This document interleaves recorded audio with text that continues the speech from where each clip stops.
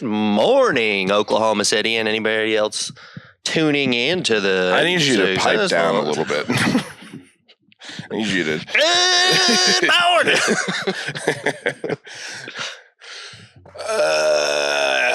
How we doing today, Betty? I'm good. Left my phone over there, though. Womp, womp. I'll reach it. Extend a arm. Do it. Do it, do it, do it, do it. Be an athlete. I do get that long reach, though. Don't I know it?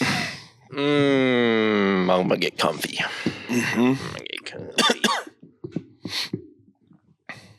We got a nice table decoration with a pillow now.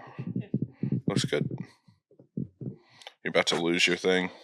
Lose my thing? Yeah, it's coming off. Jeez.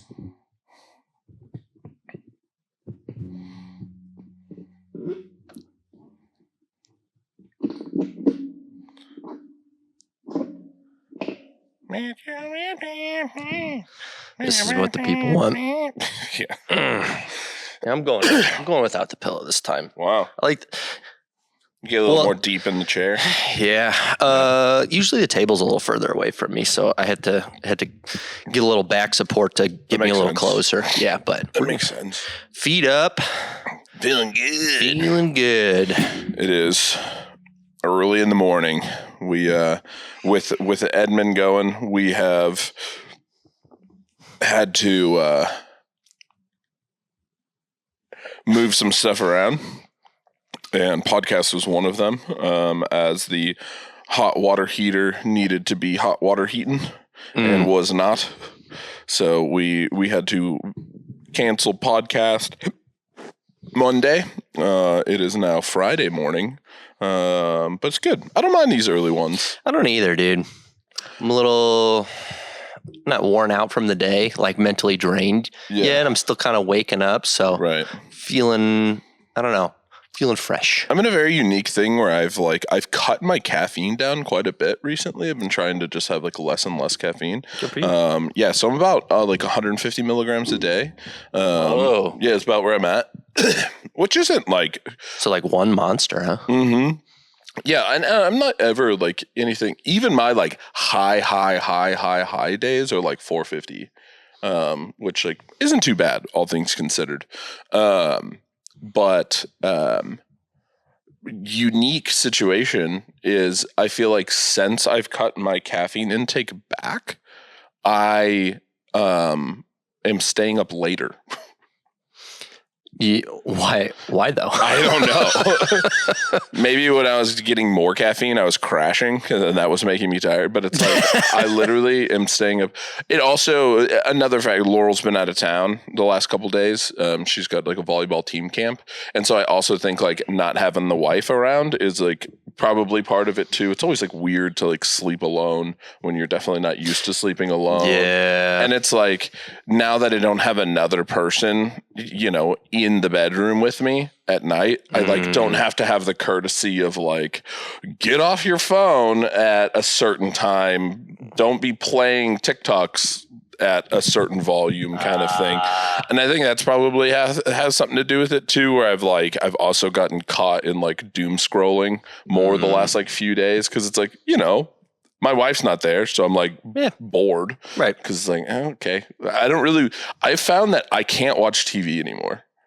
Really? I just can't watch TV. Not enough dopamine stimulation? Probably not. I don't know what it is. I literally get so bored trying to watch TV anymore. Dude, I realized in college, I think it was like, I saw my first smartphone I got either freshman or sophomore year of college. I can't remember. But I remember like finally having like social media on my phone, which is probably crazy for some of these kids to hear. I was about to say we just aged ourselves. Yeah. The iPhone came out while I was in high school. Yeah, that's crazy. Mm-hmm. iPhone 1. Back in my day. Phones used to flip. But I remember I remember being in my room in the fraternity house and having the TV playing and also being on my phone scrolling through social media. And I'm like, why am I doing two things at once? Like, why? I'm like, do I really need do I really need this much stimulation? Like, have I really become like that much like I guess I'm not necessarily addicted, but Right. do I I really am at the point where I need this? I'm like, this feels like too much. Mm-hmm. And I was like, I think I had to like scale it back, be like, I need just one of the two of the things. Yeah. So Well, that's like one of the things I remember seeing some like meme where it's like somebody talking about like, nothing better than closing my medium-sized screen for the day so that I can turn on the big screen and the small screen at the same time. But yeah, no, I just feel like I don't know what it is. Like I'm just not super interested in most things. I feel like I try to turn something on. I feel like I like scroll through whatever for forever just trying to find something, and I'm finally like, whatever, I'll just turn this on. And I just don't even watch it. Like I don't know what it is. It's kind of a weird thing. I used to watch TV quite a bit, but now it's like I don't know. Like I'll turn on sports. Like that's pretty much like my go-to anymore. And luckily Laurel is a powerhouse TV watcher. She's the Joey Chestnut of TV watching. Wow. She can, 70 hot dog style. She can watch 6 hours of TV in 4 hours. It's incredible. But turns it on twice the speed. Yeah, like a podcast 1.25. Seriously, I physically don't know how sometimes. Like if she has a weekend and I'm working or something like that, and she's like, all right, I'm just going to chill around the house. Like she will turn the TV on, and I don't know how she gets as far through things as she does. Like I remember one time I had like started The Office one night, just like, I'm going to, turn on The Office. I haven't watched The Office in forever. I watched like an episode and a half and was like, okay, I'm falling asleep. I turned it off, and she had watched it with me. And the next day, I think it was like a Friday night, Saturday, I had to work all day. And so it's like Saturday, I get up, go to work, get back, probably I'm gone from 9 until 8-ish, kind of thing. And I sit down and I'm like, oh yeah, I'm going to pick back up on The Office. And Laurel had taken it upon herself at that moment earlier that day to be like, I enjoyed watching The Office. I am going to pick up where we left off last night and just go. And it's like, oh, cool. Yeah, thanks. That's okay. So you're the one that started it though. Yes. So that. Okay. So when you're watching a series like that, I feel like that's, you said that she's the Joey Chestnut, and she may be great, but like I take that as poor etiquette. Oh, it's 1,000% poor. And I got home and I go to click on The Office, and it is on season 2, like episode 9, and I'm like, first off, holy shit.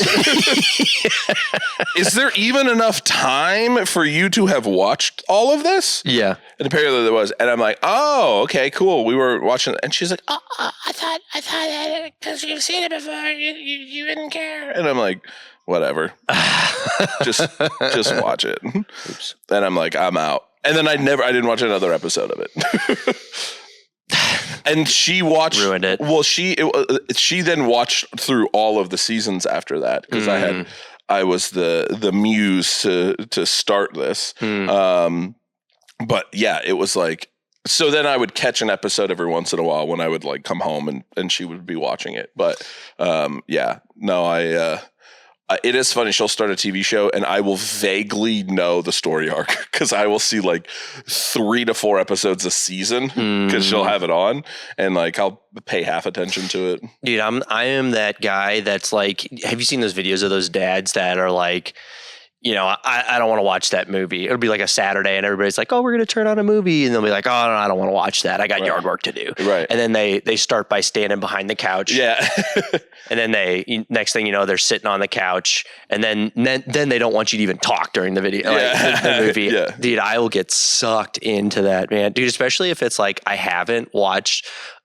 Alyssa gets so mad at me, but like especially if I haven't watched a lot of TV, like if I've been like working a lot or just haven't had it on, and it's like it's such a hyper release of dopamine just to see like a screen outside of like my phone or laptop. Thing that's not like an email or a spreadsheet. Yeah, exactly. Yeah. It's like I'll come home. This is really entertaining. I'll be like, she'll have on some like random TV show that I have no idea what's going on. It'll be like season 3, middle of the season. Don't know any of the people, any of the premise, nothing. And I will find myself, I'm like, I've been standing here for a half hour with my backpack and like stuff still in my hand from my car. Right. And I'm like, holy shit. Yeah. And Alyssa's like, I've been talking to you the whole time. I'm like, really? Yeah.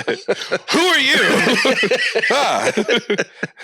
Yeah. No, it is. It's funny. I think I have just gotten to a point where I am because the TV will just be on and it is one of those things where Laurel cares much more about like what's on the TV than I do. So it's like, go ahead, like watch whatever you want. I don't care. Just do your thing. Yeah. I just feel like I'm like really desensitized to paying attention to the TV because it's just like, it's kind of a similar thing. It's season 3 of White Collar. And I'm like, okay, so what's this guy? What's he? Okay. Yeah. All right. And I'll like half pay attention, half not pay attention.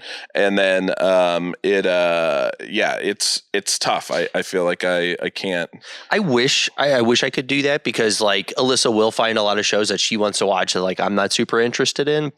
And I have to like actively like work on like, okay, like I do actually have things I need to do, like cooking food or just like answering emails or whatever it might be. And it's like, but I want to hang out with you. And like, I'd like to have something on in the background. Like I don't mind having something on the background, but it has to be something that I've seen like 1,000 times. So like Bob's Burgers is a good one for me, or Friends is a good one of like, I can throw it on. I've seen it so many times that I can like, I can almost like play through the episode in my head without paying attention while actively paying attention to something else. That is like the funny. I remember back when we lived together, and it's like, and I've watched through Friends half a dozen times, you know, and it's like, I think we were watching through Friends, and it's like I would be doing something random, I don't know, like doing the dishes or something, and I would pre-laugh at the joke that I knew was coming. You know what I mean? Where you're just like, it just started like giggling, and I remember Destiny being like, "What are you laughing at?" And I'm like, just wait. and then as the Joey would say, I would say it with him. That is, and that's kind of a nice thing. But yeah, I feel like I've just gotten to a point where I don't know what has been a contributing factor, but now it's like when I'm given remote power, it's like I don't even bother, because I'm going to turn something on and then I'm going to like space out of even paying attention to it. That's in like crazy. 15 minutes. So like, just watch whatever you want. I don't care. Is it just more interested in like what's on your phone, or is it like so it's the TV is obviously, it's not like enough of a dopamine release for it to be interesting, right? Is it been dulled because your phone and like social media is more like is quicker and like more of a dopamine release, or is it just like you're just generally not interested anymore? Like, would you rather read a book? Yeah, okay. Usually. Like, that's kind of the thing where it's just like, there's just other stuff I'd rather do, I guess, where it's, I think I'm at a point in my life where I realize that I can only have like so many things that I'm interested in. It's like work obviously takes a lot of all of our time, spending time with Laurel, doing whatever. And then it's like, I like to read, I do jiu-jitsu, I lift, and Laurel and I got bikes. And even that, like, we've had a hard time like fitting in, you know what I mean? And it's just like, I don't know. And then obviously spending time on my phone, just like fucking around. Yeah. But it's like, I don't know. It's just like, I think I've gotten to a point where it's like I've got my 5 things, and then anything outside of that is like, oh, it's great, but it's like I'm not really like meh.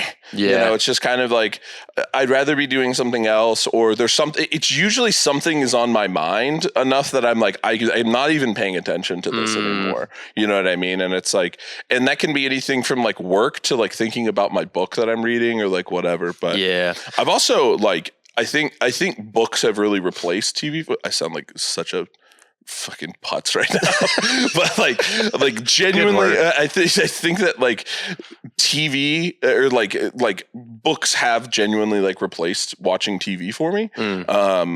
Like because I've probably watched total episodes of TV shows. I don't know. I will not counting like Laurel watching TV, like me putting a TV show on. I've maybe watched this year.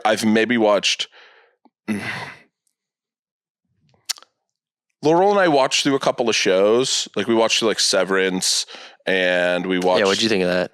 I liked it. I liked the first season. I liked the second season. There was a couple episodes in the second season that kind of lost me. I got bored. I'm just kind of like, this is weird. First season, I think was really. That is Alyssa's favorite TV show. Yeah. I liked it. It's not my all time favorite. Yeah, but. I liked it. Like I genuinely liked it. But it was like we watched through the first season like really fast. We watched through the first season in like a couple days, and then second. You didn't have to wait between season 1 and 2. Yeah, right. For sure. It's tough. Season 2, I feel like, and that's where it's like binging can be tough because it is such a comparison at that point. Where it's like if you have to wait multiple years for like another season to come out, you're kind of like, well, I'm so excited for this. It's like it's its old new thing. But it's like it probably took us like a couple of days to a week to watch the first season. The second season probably took us like closer to a month to like kind of get through. And it was like, and it was good. Like, don't get me wrong. I thought it was good. And maybe part of it too. I know Alyssa gets really into like the getting on like TikTok and seeing people's like theories of what's going on and that everything's like super intentional and stuff like that. And so I feel like when the next season comes out and it is like I'm waiting a week or whatever for another episode to come out, I feel like that is when I can get into a show. I think that's part of it is like I feel like TV in general, we've gotten to this expectation of binging like so much. I hate that. I hate binge watching shows, which is like, I understand is like super counter to what, like, that's my hot take is I love a show that releases 1 episode a week. I fuck with that so much harder. Because it's like something to look forward to. My wife can't watch all the episodes without me while I'm at work. Like, we can sit down. It's something that every Sunday we're going to watch this. And it's like, it's nice. I enjoy that. And it's like, I know it's going to be an hour. It's something I'm interested in. Like, and because I am not like, I don't know. It's one of those where it's like, I like to be teased a little, you know what I mean?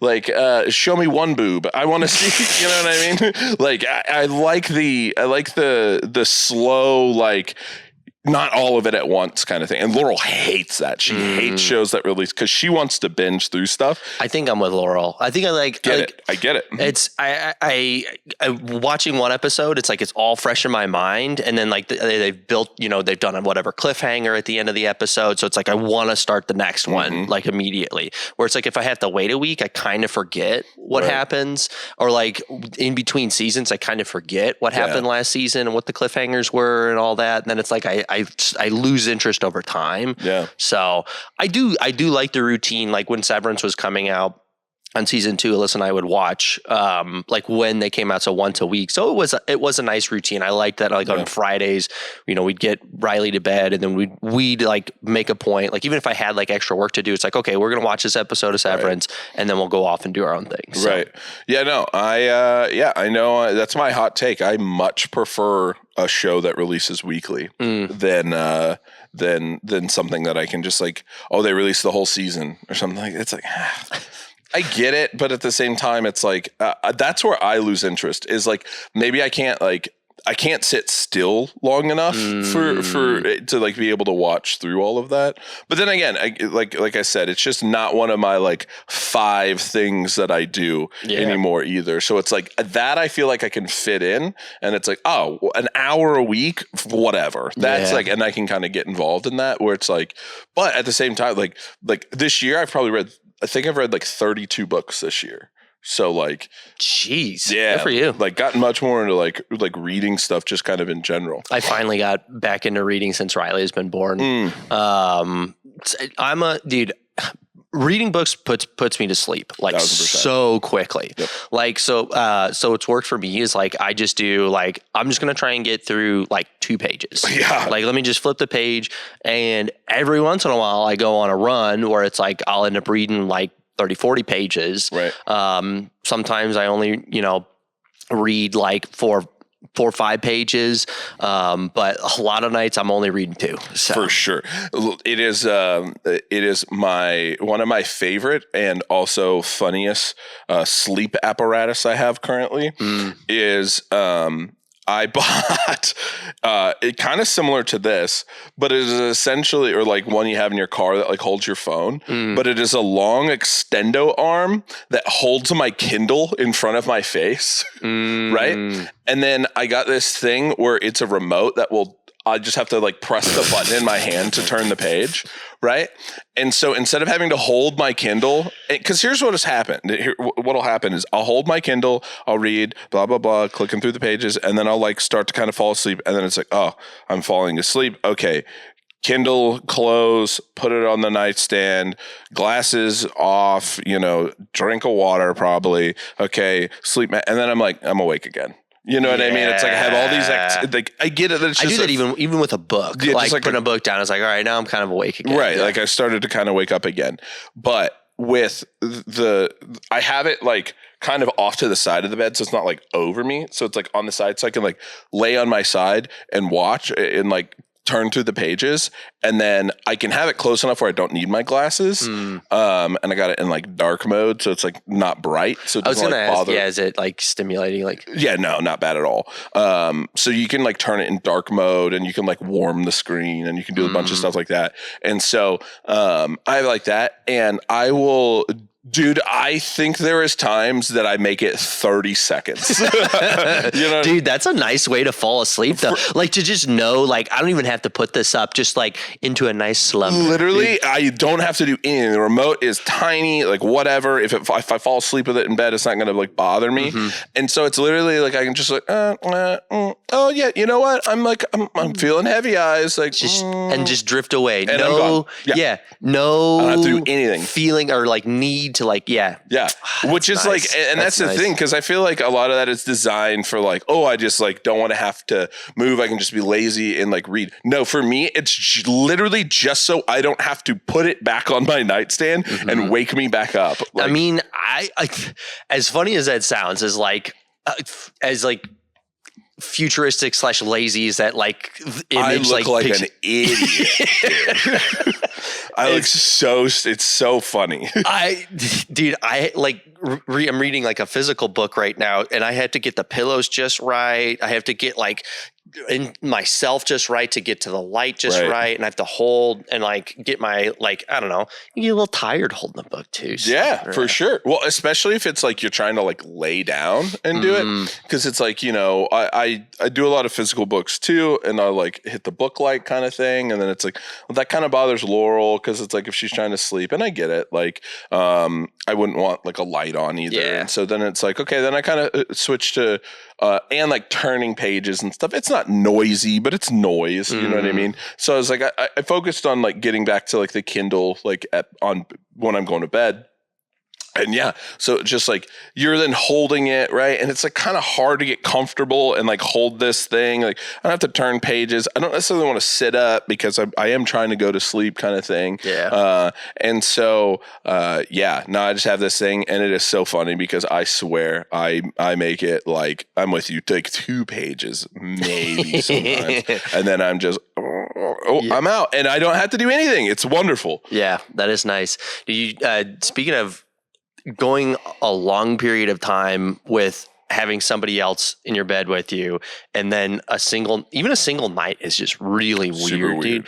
I've now adjusted, but we are on a routine where Riley's been she went through a sleep regression, and it just fucked up her routine. Dude, she was sleeping so fucking perfectly. It'd be like 7:30. We'd walk her around for like a few minutes, go into her nursery, and she would like lean down to go into her crib, and then like look back at us and be like, night, night, and be like, all right, see you in the morning. And we'd leave, and she'd be good for the whole fucking night. Yeah. Like that was probably close to a year of that. And it was like, and she'd wake up at around 7:30, like perfectly.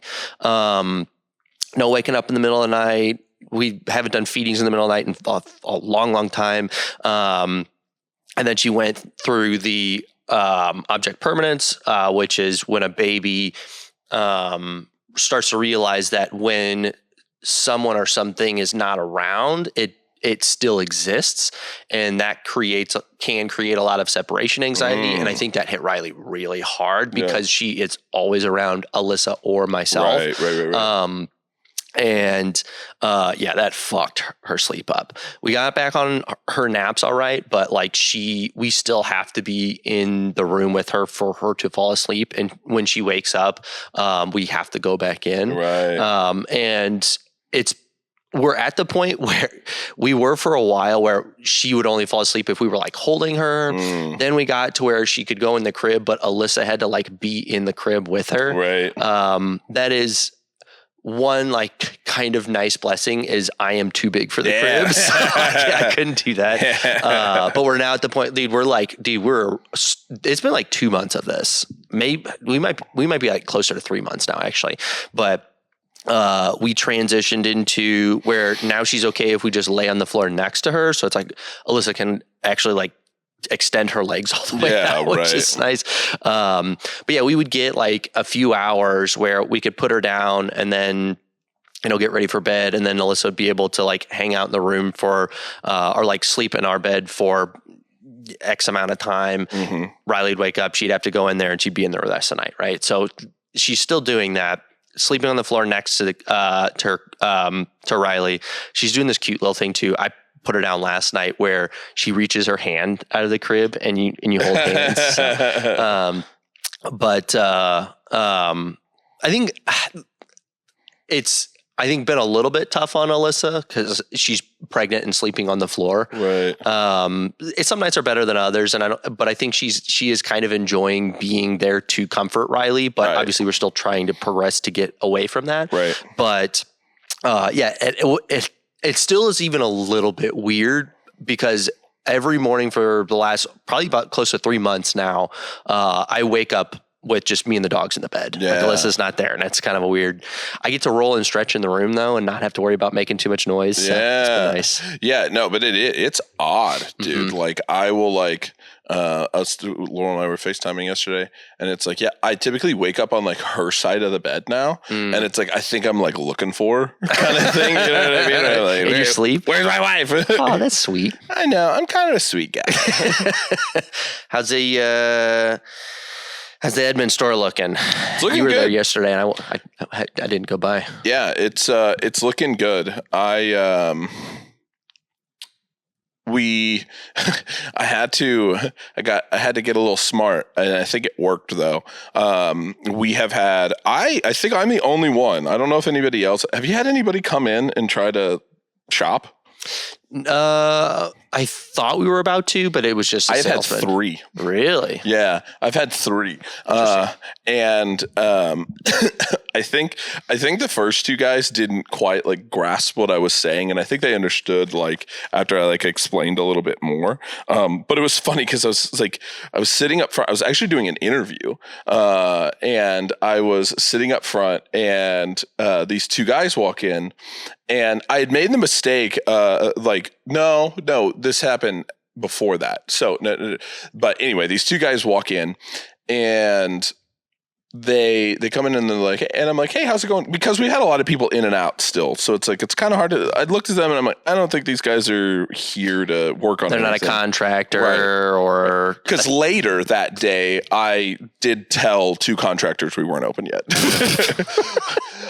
in my defense, they came in and like kind of started looking around like they were shopping. Yeah. And I was like, okay, so, but at least you can explain like, hey, we did have someone trying to shop. And they were fine. I was like, oh, okay, yeah, come on back, kind of thing. But two guys came in and they were nice, but they kind of started looking around, and I'm like, oh, and he's like, yeah, I'm just looking for creatine, and I'm like, oh, I'm sorry, man, we're actually not open yet. And he's like, looks at his watch, and it's like, 2 or 3 o'clock, and he's like, you're not open yet? Yeah.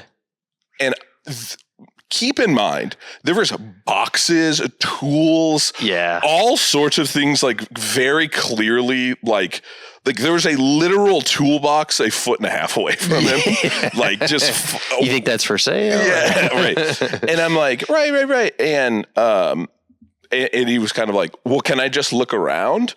And I'm like, unfortunately, like we're still like in a construction kind of thing. So I think from just like a safety, like insurance thing, I don't think we're really supposed to have anybody. Yeah, we probably didn't have our certificate of occupancy. Right. And so I think at that point he was like, oh, you guys aren't open yet. Yeah. And he was super nice. And then we just was like, oh, like, man, do you follow us on social media? Like, do you shop at any of our other stores? And he was like, no, this is my first time in. I'm like, do you follow us on social media? We're going to be open obviously soon, kind of thing. And so they were super nice. But yeah, no, it's that one was kind of funny because I was like, yeah, we're not open yet. He's like, you're not open yet? And I'm like, it's 2 p.m. Yeah, bro. yeah. I think it might have been even later than that. And I'm like, yeah, no, I mean, like, we're not a business yet. like we aren't quite there. Yeah, it does I still laugh. I know we talked about this one, but the person calling the Quail store asking for the Edmond store phone number, and it's like we didn't even have phones at that point. Right. And Anthony was the one that took the call and was like, oh, we're still actually building out that store. Like it's not open yet. And they're like, but the sign is up. Right. And it's like, well, like the sign like is a one step in the whole process that like, it would be nice if we could put the sign up the day we opened, but it just doesn't work that way. We can't schedule that way. So it's just funny. Yeah. Big coming soon poster is hopefully helped on the right next to the front doors. Hopefully helped some people. Hey, I would rather have that than nobody be interested in shopping. Yeah, for sure.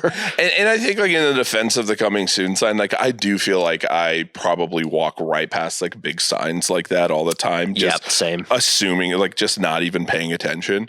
But because it's so overdone with like promotional material, trying to push this or that. The new Chalupa Belgrande. You paid attention to that one. You bet your ass I did. Oh man, but no, Edmond store is coming along. You're gonna laugh at this, and you'll see it today, brother, when we're over there. I bought a tool belt because it's just being up in the ceiling as much as I have been, and I spent most of the day like wiring stuff again, getting up in the ceiling. It's like climbing up and down that dang ladder 50 times just because I need something that's on that table 7 feet away from me. It's just like, I'm just tired of doing this. And so dude, you probably had to show your ID. I don't think they sell tool belts to people under 30. But I got this. So tool belts you can find cheap ones, and I did for sure, but it's like they are expensive. I get it though. I guess if you're gonna like actually wear this thing like all day every day, there's like you want a nice one. Mine was like $30, but it's pretty nice. I think it's like 9 pockets. Can put my drill in there. Can have pretty much everything, more than what I need. But having more than what you need, you realize like. Yeah, I was up there and I was like, where I would have just like figured something out. It was like, oh, I got pliers right here. You blow pliers, bang, bang, bang. And I was like up there doing it. Dude, I bet if you work like in some sort of construction or some capacity of some construction, that saves you probably like so much time throughout the day. Oh, it's so much time. I sent this picture to Laurel yesterday. Looking like a slut. Oh, I know. Yeah. Dude, you probably got ravished when you got home. She's out of town. So it was, you need a paper towel? No, it's just a little. Okay. But now she's out of town, so it's just a tease. Just teasing her. Just a tease. Yeah. I remember I had to make a makeshift tool belt, which was just like a strap attached to like, I don't know, like a drill bag. So I'm imagining a shoestring and a sock. Honestly, it was not much better than that. But when we were building the wall at the Norman store, a lot of people don't realize when you walk into the Norman store, it's only 1,000 square feet, so it's a small space.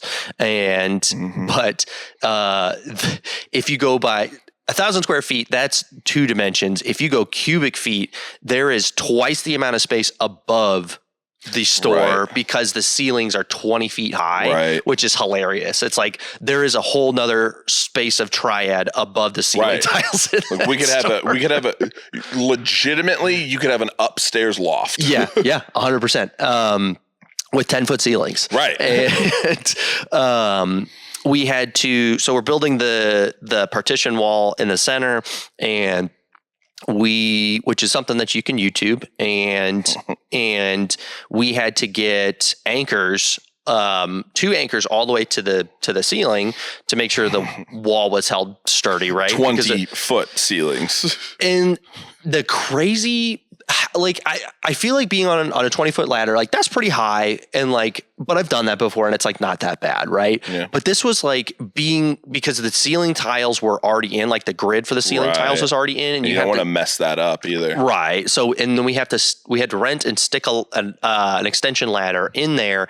It had to sit on an angle that firefighters would not approve of, and had to climb up into the ceiling, and it was just, you just felt like really high up, and it just felt like it was very high it scared the shit out of me, dude. Well, and then you're probably also like pretty close, like tippy toes reaching above your head kind of thing too. And it's like resting on what I hope is sturdy, up in the ceiling, right? And doesn't slide, like nothing's gonna happen. And we had it up against some sheetrock at the bottom, and my brother-in-law Corey at the bottom, like holding it, and it's like, I'm only going to go up there once. Yeah, right. I don't want to go do one thing, come back down, get the drill, go back up. Right. But yeah, I remember getting up there and then holding on to the rafters up top. And I was like, if this ladder starts to go, like, I hope I can hang on long enough for them to get it back up. But we got, we put a little piece of, I can't remember if it's aluminum or steel. No, it's not steel. It'd probably be aluminum, that we like anchored into the top. And then you had to take that, why can't I think of the word for this, but the other stud, and run it up there and anchor into that. So it was like, pulling the drill out, and that scared the shit out of me. And I was like, I'm not going to do that again. Yeah. I was, I think this was yesterday. Yeah, probably yesterday. I realized that I was on the ladder fully extended as tall as you get in like the A-frame TP formation. I was on the second, I was extended all the way up. I was on the second to highest like rung on the ladder. So I'm in the ceiling, and the ceiling tiles are like just above my knees kind of thing. And I'm up there like doing stuff alone. And I'm like, I'm like, yeah, this would be bad. Yeah. You guys would just find me. Whoopsies. Yeah. It may not kill you, but it'd be a long road back. Huh? Yeah, it wouldn't be I don't know, you know, depending upon where we went, but it's always a good time. I feel like it is definitely more situational than it is. Like heights don't really scare me. Like, I mean, like definitely make me nervous. Like if I'm looking out like of a skyscraper or something, like, you know, that's heart gets racing a little bit, but like I'll climb up to the top of these, those are pretty high up there. I'll stand up on the top, like, and it doesn't really mess with me too much. I think that's the thing that like messes with you, especially about like the drop ceiling, is the like you can't like touch anything around you for support. Yeah. Because if it's like, if I put any weight on this, it's going to get like, it's not designed to hold like 10 pounds. And it's like, you have to like actively think about that too, because like if you start to like lose your balance, your natural reaction is to grab onto that. So that's why that's probably right. Is like, it makes me extra nervous because like that would be my natural reaction. And it's not going to do shit. Exactly. It's going to fall right through. Right. So. Exactly. And so, yeah, that is like I think it's a weird thing where it almost like tricks your brain even more, where you're just like, I really got to have a plan here, because usually it's like you could just be up there and it's like, I just grab whatever's close to me and it, you know, hopefully it holds me. And it's like, I know this won't hold me. So like, I've got to do something else. Yeah. Let me put my hand on something else I will like grab onto, so that my natural reaction is that, as opposed to it is. Yeah. It's kind of an odd thing, but yeah, it's I've been a ladder boy. There's been a lot of stuff up there to do, but I got my groove on it. Dropping. So our partitioning wall has insulation.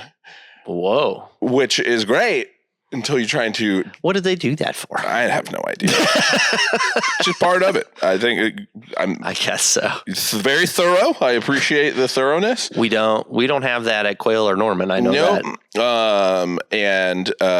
It was super fun dropping the Ethernet through that wall with having the insulation in there. Push that down. Would you have the little extendy? So I went and bought it's called snake tape.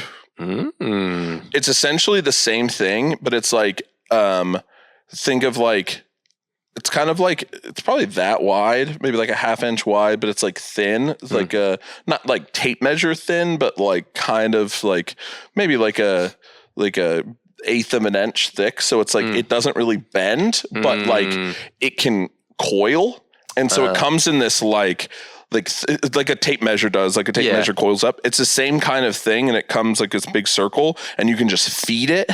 And so it's like, it's thin, but it's strong enough that you can like push it through most things.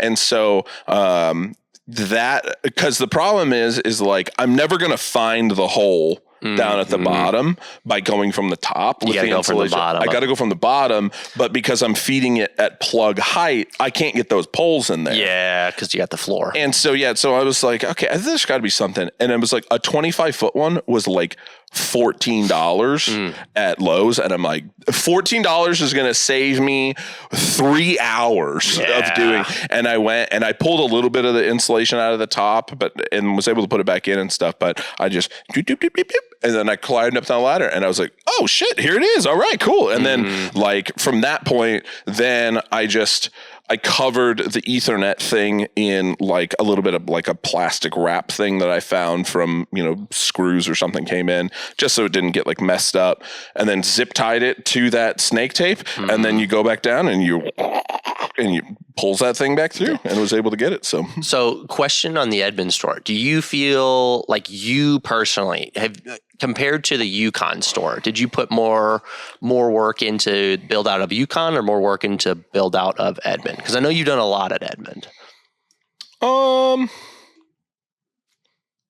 That's tough. I feel like the answer's Edmond for sure. Interesting. To an extent, I say that.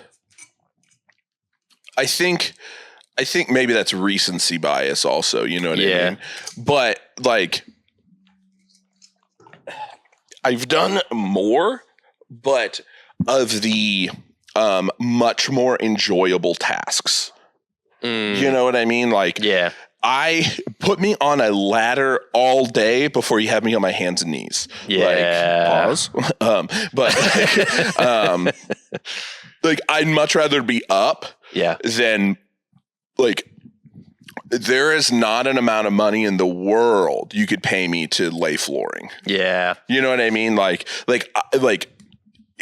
I don't mind it. It'll wear you out. Not a fan of laying flooring. Yeah. Like that's not my jam. Anything that is like to like just getting down and doing stuff like that, like that's just like that's harder on me than I'd much rather, like, you want me hanging TVs, running wires in the ceiling, wiring the stereo system, like getting cameras hung, making the TVs work. Yeah, I'm all like putting conduit up, like whatever. Cool, I can do that all. The running wires through walls, like I will happily do that, and I'm great. I'm game. Just let see you later. I'm good. Sorry, this coffee's hitting me hard. I got to pee real quick, but I got an answer as well. It's an interesting one.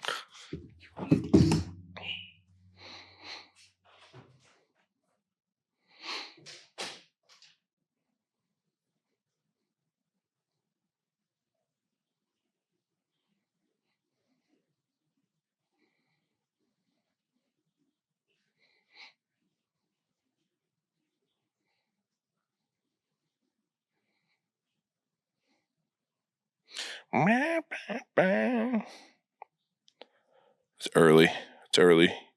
Boys and girls.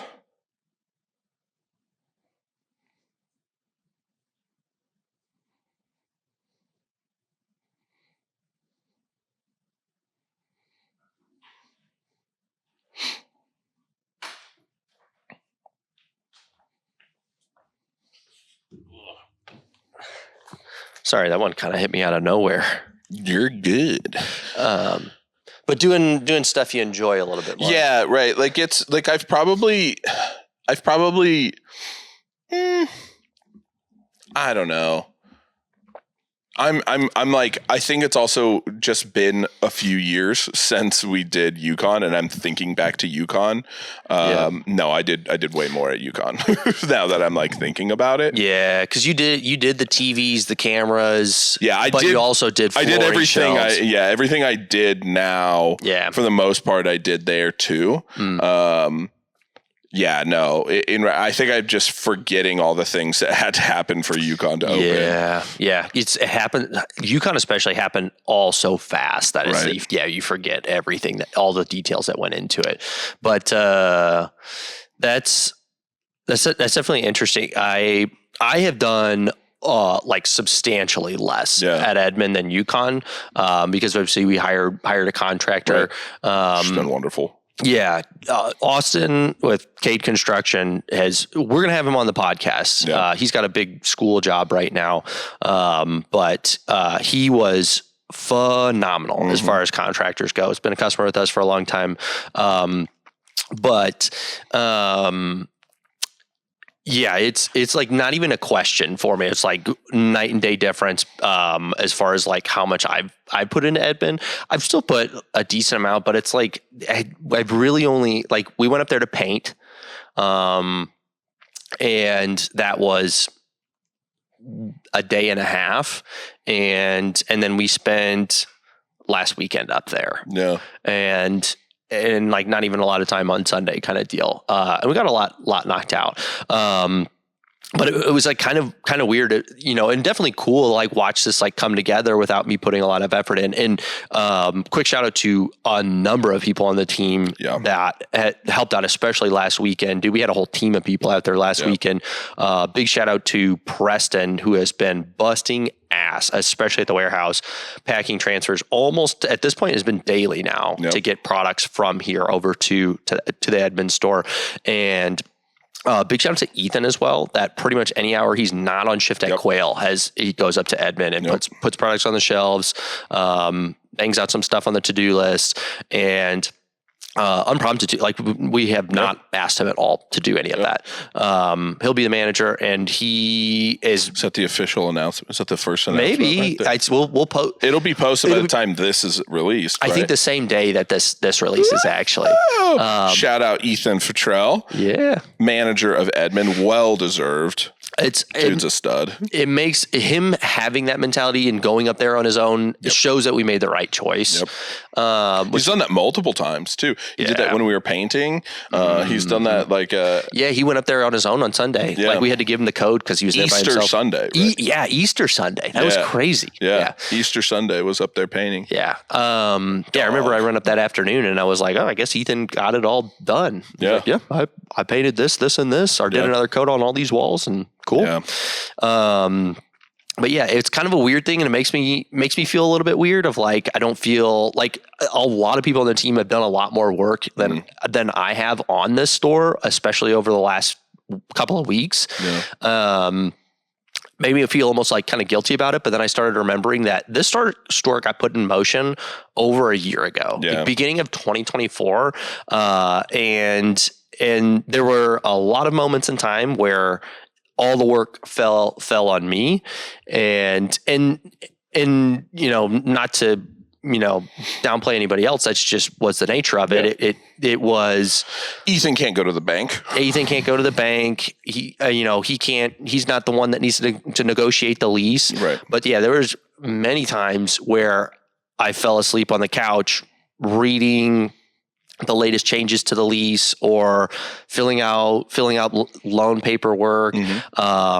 But yeah, it was just kind of funny. It was like, that was more effort this time than some of the other stores, especially as a whole, like getting like funding and lease figured out. Right. Those were probably the most, that took the most work on those two things this time compared to any other store. Those things happened like 6 months to a year ago. Yeah. And it's just, I don't know. It's kind of funny that it's like, that was my portion of the work for this. Well, this you should location. and I think like one of the things is, and I think the mindset will shift more, probably for you, hopefully after I say all this, but I don't think you should feel guilty at all, because this store has been the best utilization of skill sets on their skills, right? Like tasks that the skill set makes sense for. Again, Saturday, should I feel guilty for not checking in orders because I was up on the ladder wiring speakers? No, right? It's I like, that is a skill set that I have, that I know how to do these things, and I can do them pretty quickly, and I can do them comfortably, and I can do them where we know they're going to be done well and last for us. Only had one TV fall off the wall. Didn't even make it to the ground though. That's right. I caught it. That's crazy. Legitimately, I caught a TV. But point being is, it makes sense to have people doing things that they're capable of doing and utilizing their skill set for those things. It is, I don't want to say a waste of time, but similarly to hiring Austin and his team, that is their skill set. Let their skill set that's going to do this in a better way, faster, more efficiently, whatever, let's have that skill set applying to that task that needs that skill set. And so, again, we have people who are very, very capable at like many, many things, but when it comes to construction aspect of things or wiring or figuring out, I would have spent as much time explaining to someone else or somebody else watching YouTube or figuring out how to wire everything or whatever. It would have taken me as long to explain that or them to research it as it would have taken for me to do it. Right. When we have other tasks of, hey, you work in the store, you have a better sense for where products should probably go. Right. We need you on the team that's putting products on the shelf. Right. So. And there's plenty of situations where it's like, I have a higher skill set in this, but you put me in another situation where it's like, hey, we're just going to have you doing the base task for the day. Cool. There's a lot of that needs to get done. We need hands on that. Right. There's times where I'm doing the base level test because other people that are at the location at that immediate time are more skilled at all the immediate tasks. Right. So I'll do the base stuff. I'll bring in the boxes. So at the same, like to that idea, your skill set that is the most calling for what we need was done leading up to this being open. You know what I mean? So I don't think you should feel guilty at all, because I think, again, we've all just had tasks and roles, and completing your task and completing your role is what the expectation of what needs to get done. Yeah. And so I think everybody's done a really, really good job of that, of like, oh, cool, this is where I fit best doing this. Cool, I'm going to go do this. You know, that's yeah. And I was thinking the same thing as you were talking about enjoying the work at Edmond more than UConn, where you're not laying flooring or screwing in shelves, but you're running wires and putting cameras and TVs in. I think we've gained a really good sense for who's good at what, and it's made us more efficient as a team. And I think Alyssa recognizes, you recognize, I kind of recognize, I think Ryan's pretty good at recognizing too, being involved in a lot of locations, is generally who should go where. And that was honestly last Saturday I took that as my first priority, is just divvy up the tasks appropriately so that everybody's doing the most efficient thing at any given time. Like I think another good one was Ryan running the wires to the POS, where Alyssa got it all hooked up. She's good at that. I think she enjoys that task, but it is just all hooked up, and there's like 100 wires for our POS system. It's crazy. It is a mess. Yep. So it was just all hooked up on the floor kind of deal, and like operational, but did not look nice.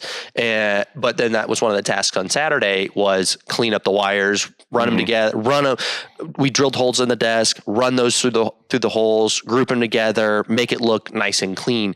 And like, Ryan just gets off on that, like loves that. You should see this boy wind up an extension cord. It's beautiful. It's incredible. I've been practicing. I still will never be as good as he is. No, it's like perfect. It does look really nice, but wire management is his kink. Ellie. Borat and wire management. But yeah, I look at that and I'm like, I think I would rather blow my brains out than do that. And I probably wouldn't be very good at it. Right. But that's been a big thing, especially for Alyssa and I with Riley now, is like where I recognize like my tasks have been done like months ago, like with the things that I was good at. And like, I'm helping, everywhere I can, but a lot more recently, Alyssa has had a lot of her tasks are now at the plate. And she's got to take care of those. So like I'm trying to take Riley more and like help her with like other monotonous stuff, to where it frees up her time to be able to create transfers from every single other store we've got and the warehouse to be sent in the logistics to get it sent to the Edmond store. So I'm trying to, my responsibility right now is to take Riley to the neighborhood pool. Yeah, that's good. That's good. Get her out of the house. Alyssa knocks out a whole lot when we go to the pool. Yeah. It's, I think the big thing for us is finding people's role whenever we've got these kind of projects, and I think we've done a really good job of that this time, and so I'm excited. I like this store. I like the layout. There's going to be some tricky things to it, for sure, but I think we're still in a phase where trying and adapting to different kind of not layouts, but structurally layouts, how to kind of figure those and navigate those. I really do like this store's shelving feel. Yeah, I like the feel. I like the way it's. I like the way it's going to come together. I think it's going to be one of my stores I like functioning in, talking to customers and those kind of things. It's the depth of every single location so far has been the exact same. So from the front door to the partition wall is the exact same distance. The width has varied a little bit, but not by much. We have essentially the same shelving at all locations, are very, very close. So it's made it easy when putting products on the shelves we just do what's at every other store. This one is very different where it is shorter but wider. And I'm with you though. I like the width of it. It's more square. It's not less of a rectangle. So it seems a little bit more open, but also you're a little bit closer to the customer and a little bit more intimate, but a lot of center shelving and less wall shelving, right? Which is, we're finding has a little bit of challenges when it comes to what products to put where. Yeah. So yeah, it's tough because you order and you fill space in a store for its setup, for its structure. Like if you have space, obviously we're ordering what's popular and things like that, but it's part of that all comes within the constraints of what the store allows, you know? And so, you wouldn't walk into Quail and order 50 new snack items because we already have so many, like it would be tough to fit. But same idea when it comes to Edmond is we do have a lot of like, okay, well, we're probably going to have to shift something, whether it's moving things to the aisle that are traditionally on the wall or moving things from in the opposite, like whatever it's going to look like. It's cool though. I think no matter what, the nice thing is I think the solutions will work great. Yeah, I think we'll end up in a good spot. We're just in uncharted territory. Yeah, which is also kind of cool though. It's kind of exciting. It's definitely a different challenge. But I think one that again, we will. Lots of learning still in the sense of like, oh, okay, the challenges of having a shorter, more square store versus a rectangle shaped store is great. We actually prefer that. Or it's like, that does actually come with additional challenges. I think, store 5, 6, 7, whatever, we're going, we know that we can do a square store, but ideally we're doing a rectangle. And so I think there's a lot of really cool aspects to that kind of open up different opportunities. Yeah, I agree. We'll find out if we find a solution that's better than what we've got right now, right? Or if it is going to be a continuous challenge. So I think we're halfway through this episode, over halfway, and we I don't know what that is. You pull up Instagram sometimes and you're like, do I follow this? What is that? Yeah. But we put something up on the story to ask some questions. You want to answer some questions? I'd love to answer some questions. Let's see here. See how many serious ones we got. We got a few. Got one from Dan. Have you had your canned potatoes today? Not yet, Dan. It's too early for canned potatoes right now. Yeah, I'm a canned potatoes in the evening kind of guy, but don't you worry, Dan. Canned taters are. How do you feel about Del Monte filing for bankruptcy? Do we know what's going to happen with that? As much as I like Del Monte, is there other canned potato options? Great value, still pretty good, man. Oh yeah, no, that's great. Yeah, so we'll be fine. Yeah, we will survive, and we'll swim.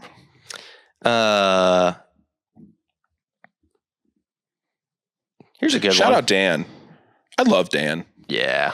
He is one of those people that is always just very genuinely excited and happy. And I really just appreciate his energy a lot. Anytime I'm around him, he's just always excited about what we're doing and what he's doing. And I feel like he been super involved in the Define group. Like he's very much a part of our community. Yeah, absolutely. And he's a great addition. Yeah, for real. I feel like, for somebody that I just met in person for the first time this year, it's super cool having him just be so involved. And I feel like he's so encouraging to everybody else that comes into the Define group or people who are making posts. He's always commenting or making posts himself. And so just a super cool guy. I really appreciate him a lot. Yeah. Shout out to you, Dan. You're a cool dude. Yeah. I wanted to answer his question first. That's a good one. What's the next Sample Triad looking like? Yeah. We don't know.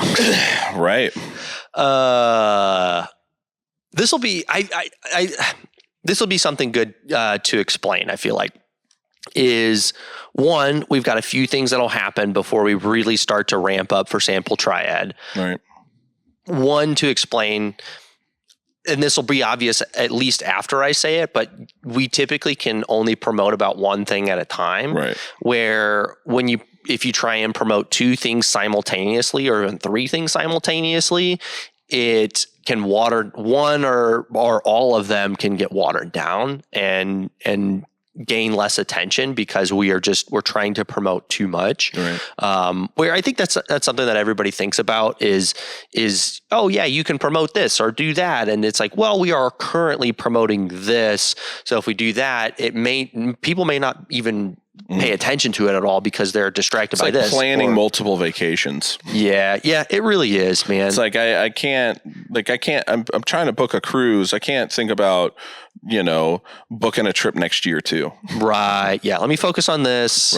Right. It's hard to be as excited about them. Like, especially if it's like if I book a cruise for next week or next month, and then we're going to Italy next year. It's like, yeah, the cruise will be cool. Yeah. As opposed to it's like, oh, I'm just focused on the cruise. I'm super pumped for the cruise. Mm-hmm. And then it'd be like, oh, afterwards, then you like book another vacation kind of thing. I think that's a weird analogy, but I think it makes sense. Yeah, no, I agree, man. And I think I see when I see like certain, like, I think maybe another good analogy, like the way I think about it is like maybe like an artist or a musician. Of like, if they release like so much, like all at once, like multiple albums or like multiple singles or whatever, it's like, and I struggle to keep up with it and like listen and get into the music. It's like, I almost like get kind of put off by it. Right. It's like, it's too much going on that like, I really like haven't had time to like keep up with what you're doing.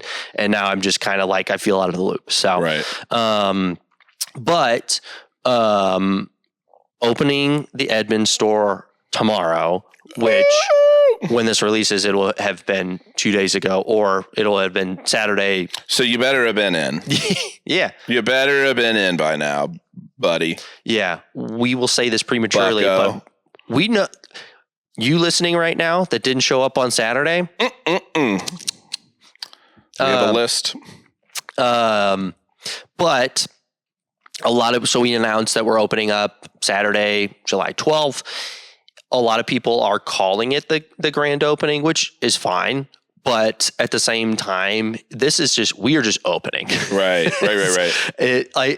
I did another great addition to the community. Dave Pruitt he asked if we were going to have a bounce house, and it's like, I don't think this is going to be quite the grand opening that, that some people might think it is. We just confirmed that we are capable of opening on Wednesday. Like, we just got our final inspection and our certificate of occupancy on Wednesday. Yeah, so we even posted a little bit Saturday. Yeah. So, and where if we're going to have things like a bounce house and vendors and this or that, we can't obviously we can't plan all that within a matter of days. So, but at the same time, we can't wait a month to open the store to have a big grand opening. Like, we've put a lot of money into the store, and we need to just get it open and start bringing some income from this location. And I think also it's like you want to have that store be open for a little bit, especially because you're obviously in a new area. Like, and that's probably going to be an area that we maybe know a few more people just kind of in general. But I think building a customer base so that the grand opening is, you have people out or whatever, like vendors or whatever, like it makes it worth it. You kind of have to have people that are going to want to come because they've been shopping at this store for the first couple months or whatever. That's a good point. Yeah. Make it a cool, because like if we did like an all out grand opening, like hypothetically, if we were able to do that on Saturday, like the day we open, I think we'd have a lot of people out, but it would be primarily people from existing locations where you want to make it cool for the people that are in Edmond. Right. So people who are around there who will be shopping there. Right. So that all being said, this is typically, I guess, a soft opening is probably the best way to put it. But we'll be open to the public. It's not like an invite only type of deal by any means, and we'll be open every day after that. Right. We will have dropped a shirt but that's about the only thing we did. Like we can pre-order some shirts or have some shirts ready to go, then just have them and release them that day, right? Right. But scheduling a lot of other things is tough. So we'll do like our opening day, and then in August we'll do like a big event grand opening kind of deal. I feel like we need maybe find a different name for it too, because I think we've had in the past some people, when we start to announce, hey, we're doing a grand opening, they assume that, oh, they aren't open yet. Right. So yeah, what do you call that? Yeah, I don't know. The been open 2-month celebration extravaganza. I feel like it would be funny to do something kind of like overly specific. Yeah. But yeah, that's how we've the 335 South Blackwelder, Edmond, Oklahoma 73034 Triad Fitness Supplements Nutrition Location 2-month been open celebration extravaganza. Yeah, how much can you say in one breath? And that's the title of it. But yeah, that's how we've done it. That's how we've done every location so far, and it's worked pretty well. And we've always had a good turnout on our first day. We've always had a good turnout on at our grand opening, which is usually month to 3 months after we open. Well, and I think kind of to your point too, is it's like when we do those kind of events, whether it's Sample Triad or a grand already open, like maybe that. I think kind of to your point and my point too earlier was when you have this event where you want to bring vendors and have this really cool thing, I think while we love celebrating with people who are already customers with us and people who know what to expect when we do those kind of things, and we know how cool they can be, I think there's also an aspect of like, I want the people who, again, I want to build a customer base for here so they can experience a Triad style event for the first time. Mm-hmm. You know, like I want them, if it was, again, not that I would ever be opposed to our current customers getting to celebrate something cool, but when a new customer base that we've grown over a few months gets to come to that, and then it's like, whoa, this is really cool. Like they get the whole new kind of experience. Because it's like a mini Sample Triad. Right. They get a whole new kind of experience going on versus people who have already seen those kind of things. And we want them all there. Like we want everybody to come and celebrate kind of thing. But for that store specifically, it's like you want as many new people to experience an event like that as possible. Right. Yeah, no, I think it makes sense from like a financial standpoint, like an operational standpoint, but also like a marketing standpoint. I think it does make a lot of sense too. Mm-hmm. We also a couple of cool events since we're on the topic too. We'll be doing some more Triad workouts later this year and into next year as well. So 4-Star has been opening up locations like crazy. They just opened their new May location, which that was their original. They moved across the street into a bigger facility and like went all out on that location. Looks like dope. It is popping over there. Yeah. So we will be doing a Triad workout there, I think also in August, nice. Which will be cool. We are going to do one at the 4-Star in Edmond. The new 4-Star Edmond one? Yeah, because they have 2 Edmond ones. Their East Edmond, their new Edmond location, which is also a very cool location. Mm-hmm. I've been going to that location recently because we've been out in that area. Right. But I think I went to the managers on like scheduling those two, and I think managers had a really good insight of like instead of doing a 4-Star workout like immediately after we open Edmond, let's give time to build a customer base and then do a workout out there so that they can get to know us, get comfortable with us, and then want to join us for that workout kind of deal. Exactly. So, I think they had good insight. Ryan had another really cool idea.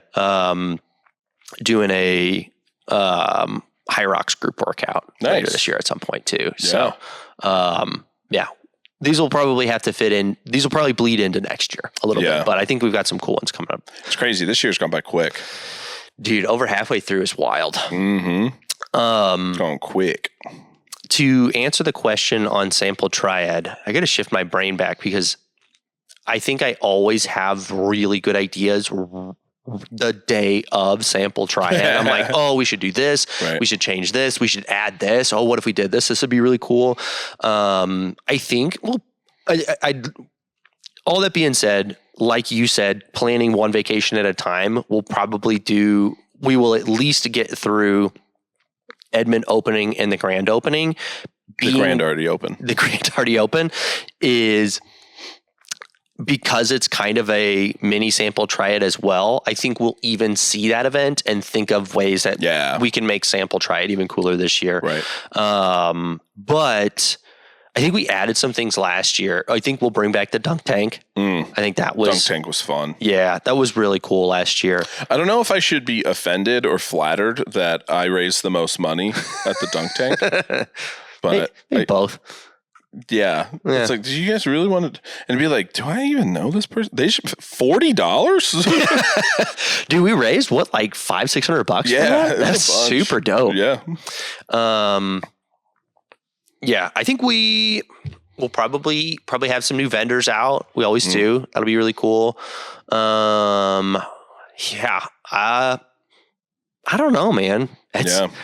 You add to it every year. Right. That it's like it ends up being such a crazy thing. I bet there's a lot of people that don't even know all the elements of Sample Triad because it's gotten so big. Right. I was reminiscing with a customer yesterday who she has shopped with us forever and had a memory pop up of her in the store when Sample Triad was inside of Quail. And it's just like, there's just some tables around. And now we have she was joking.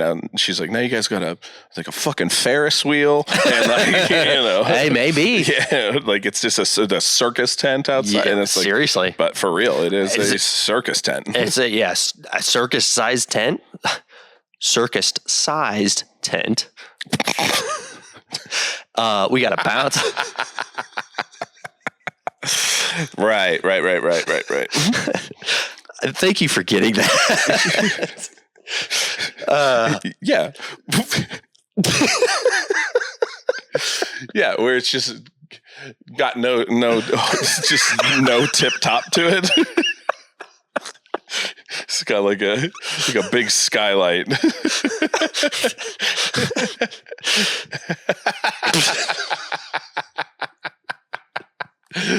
Oh goodness. Moving on. We're dumb. Yeah. And anybody that was listening is probably not listening anymore. We lost them a long time ago. Yeah. Honestly, hopefully. Bounce house.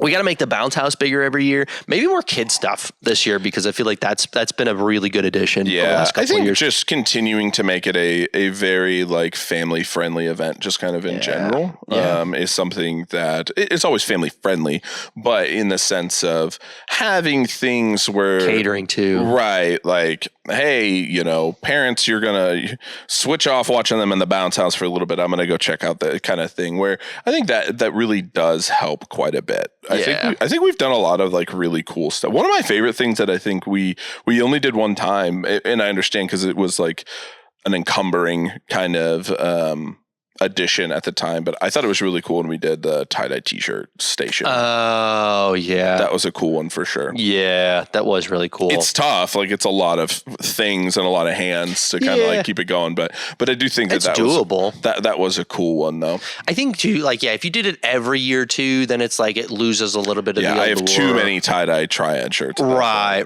We'll have to pull that one back again because I feel like we've got a number of customers now that weren't customers when we did that. Yeah. I think one thing that we made a big push for last year that I think we'll continue to make a big push for this year is making it less only about Triad and the brands that are there and continuing to make it more a entire fitness community thing where we invite others that are other gyms out or chiropractors or that mobile fitness vehicle, and different coaches doing different challenges. Right. Man, I think making it like an all encumbering like fitness event, I think is really cool. Yeah. And like obviously like our like what kind of like our base or what our anchor for the whole thing is supplements and trying different samples and getting some free stuff. And, but yeah, I think really continue to try and invite more and more like other people in the fitness community, I think is really cool. So I think so too. I think it brings a lot more people too, of like everybody that is working the booth for a different gym or ends up making a round and being like part of our participant as well. So many. I mean, like, you know, like it's crazy to think. It's crazy. Here's a funny thing to think about is thinking back to the first couple of sample triads, the inside the store, 6 tables, us working 3 of them. Yeah, dude. Versus last sample triad, we had 2 armed police officers working like security. Yeah, that's crazy. Right. Like, huh? Yeah, dude. You know, shout out Clay and Adam. Yeah. Great guys. Super close. They're family at this point. We've had them both on the podcast. Yeah. But like, those like to the point of like, and they were very like, we didn't even have to ask. They were just like, hey, we would love to do this. And we're like, that's incredible. We probably actually need that. Right. But that's the point is it's like, you know, luckily we've never had any issue ever, you know, knock on wood. I think it's because it's all Triad customers. Right. And everybody's like, super cool and, you know, but having like, that's the point that we're at where it's like, hey, it would probably make sense for us to have like, you know, some sense of like security here just to make sure everything was cool. Yeah. And you're just like, it is funny because it just how involved we are with, you know, the police departments, first responder stuff in general, but specifically like a lot of the police department guys shop with us, like a lot of the cops, guys and girls, highway patrolmen and women, like where it's like in years past, we maybe didn't have uniformed officers, but there was probably like 6 armed officers or highway patrolmen at any given point. You know what I mean? That were like there. It's like there's always a bunch there. That's true. But I think just having like uniformed, like, okay, everybody knows what's kind of like, oh, cool. Like this is one of those things where like, hey, just another added layer of things, you know? Shout out to them for recognizing too. Like, cause like, I don't necessarily think that way, but they obviously very much think that way because that's what they do for work or did for work for a long time is that's a big crowd. Things can happen very quickly. Things are probably a lot more likely to happen quickly in a big crowd like that. So they probably need some sort of law enforcement just to, and again, just being there in uniform, I think helps, you know, if anything were to kind of, any tensions were to build in any way, which I don't even think, I haven't been aware of even that, but having that I think prevents anything any from escalation at all. Yeah. Exactly. Yeah. Wild. But yeah, I think we are going to be able to do, but I actually have had one thing that I'm pushing for. So Sample Triad will tentatively fall on the OU bye week this year, which we shoot for, but don't always necessarily have to have that. Right. It's usually the last Saturday in October or the second to last Saturday in October.